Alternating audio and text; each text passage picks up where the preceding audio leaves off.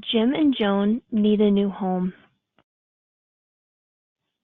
Meet Jim and Joan. If you ask them, they have a pretty good life. They have two wonderful children, Stacy and Mike, and four grandkids. They love their family. This past year, they celebrated their 70th birthdays and retired. They've been extremely busy since they've retired, doing things like watching the grandchildren, volunteering, going golfing. They live in the home they raised their children in. It's been big for some time now, but they love the house for the memories and haven't sat down to consider other options.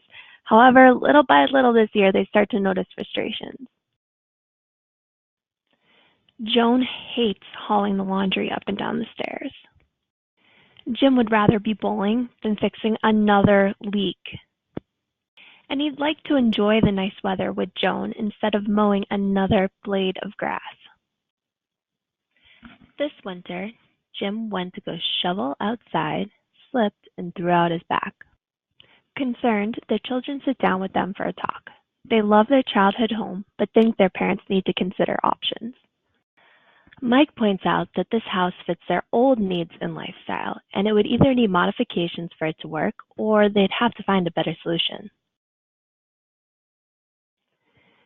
Stacy points out it's not just about aging, but also about lifestyle. Stacy and her husband John are also considering downsizing since their kids moved out. They want to get closer to a lifestyle they prefer. As they think about it, their kids are right. The space needs to be easier and safe for them to grow older.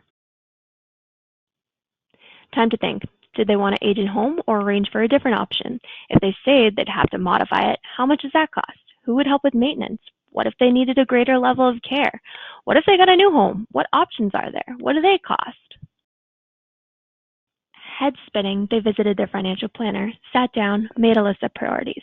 Their planner explained how they were lucky enough to get 2 long-term care policies earlier in life they forgot about. With this type of plan, the financial aspects got easier and their options widened.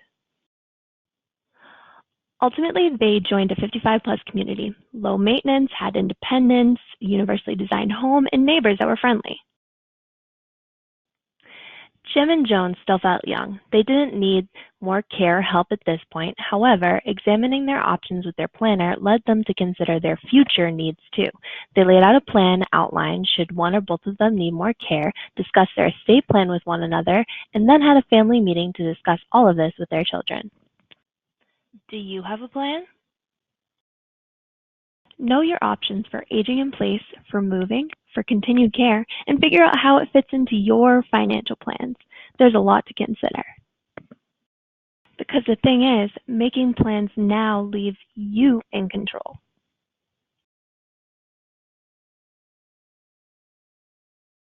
Visit our online resources and check out our Planning for Housing education session. Learn everything you need to know to make these plans for yourself or help a loved one. Click here to sign up now.